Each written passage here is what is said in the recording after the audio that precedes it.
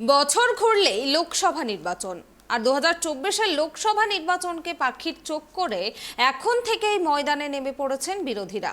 কিছুদিন আগে কংগ্রেসকে বাদ দিয়ে তৃতীয় ফ্রন্ট তৈরির একটা সম্ভাবনা উঁকি দিয়েছিল, তবে এখন তা ফিকে হয়ে গিয়েছে। কংগ্রেস সহ একাধিক বিরোধী দলকে একে অপরের সঙ্গে সাক্ষাৎ করতে দেখা যাচ্ছে। 2024-এর লোকসভা নির্বাচনকে পাখির চোখ করে এখন থেকেই ময়দানে নেমে পড়েছেন বিরোধীরা। আর এই ঘটনাকে কেন্দ্র করে রাজধানীর রাজনীতি ক্রমশ বদলাচ্ছে। এই পরিস্থিতিতে সোমবার মুম্বাইয়ে উদ্ধব ঠাকরের সঙ্গে সাক্ষাৎ করলেন কংগ্রেসের সাধারণ সম্পাদক কেসি বেণুগোপাল। তারা বিরোধী ঐক্য নিয়েই এদিন আলোচনা করেন বলেই জানা গিয়েছে। পাশাপাশি বিজেপির বিরুদ্ধে কেন্দ্রীয় সংস্থার অপব্যবহার নিয়েও আলোচনা হয় তাদের মধ্যে। বৈঠক শেষে বেণুগোপাল সাংবাদিকদের মুখোমুখি হয়ে বলেন, উদ্ধবজির সঙ্গে দেখা করতে এবং তার সঙ্গে কংগ্রেস সভাপতি মল্লিকার্জুন খাড়গে, সোনিয়া গান্ধী ও রাহুল গান্ধীর বার্তা পৌঁছে দিতে আমি এখানে এসেছি। ভারত ও মহারাষ্ট্রের বর্তমান রাজনৈতিক পরিস্থিতিতে উদ্ধবজি গণতন্ত্র বিরোধী শক্তির বিরুদ্ধে লড়াই করছেন। আমরা দেখতে পাচ্ছি নরেন্দ্র মোদী এবং অমিত শাহ গণতন্ত্রকে পুরোপুরি ধ্বংস করছেন। नेतागण और दोस्तों, हम यहाँ पर एक ऐसी ऐतिहासिक मीटिंग की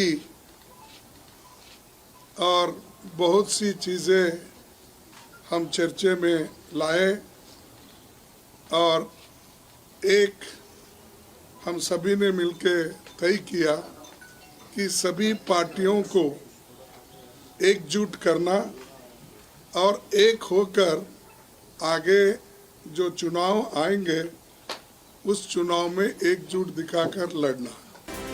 মল্লিকার্জুন খাড়গে এও বলেন, উদ্ধব ঠাকরে এবং অন্যান্য দলগুলিকে নিশানা করতে ইডি ও সিবিআইকে ব্যবহার করা হচ্ছে।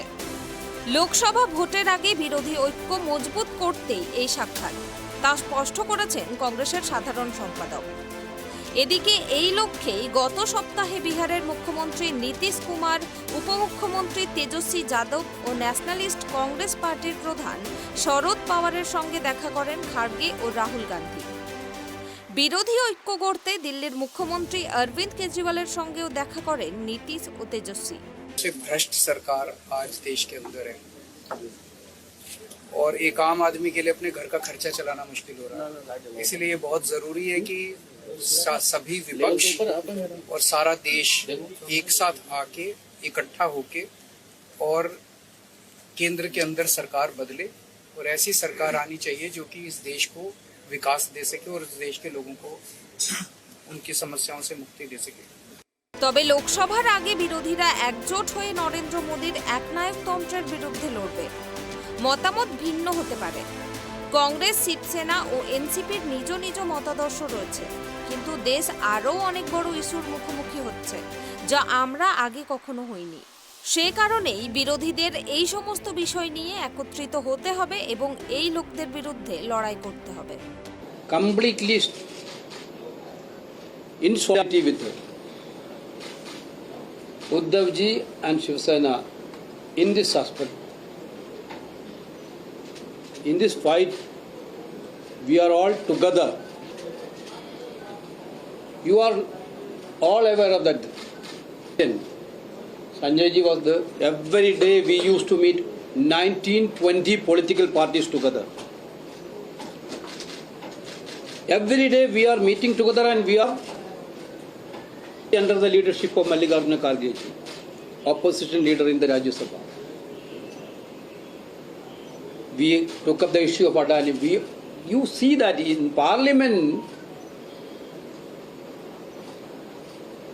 government side is disturbing the Parliament procedures, not by the opposition.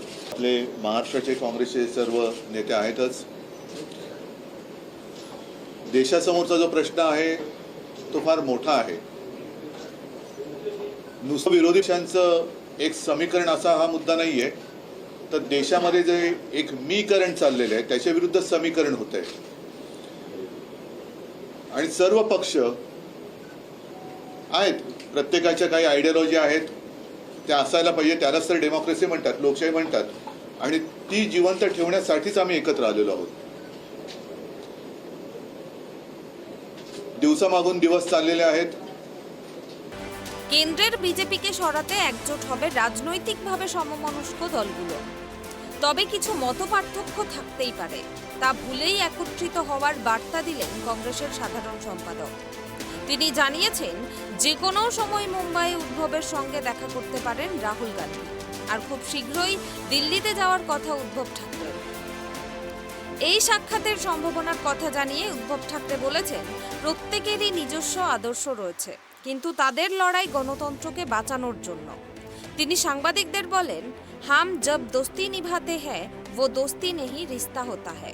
আমরা 25 বছর ধরে বিজেপিকে সমর্থন করেছি, কিন্তু তারা কখনোই বুঝতে পারেনি যে কে বন্ধু এবং কে শত্রু। Bureau report, tribe TV.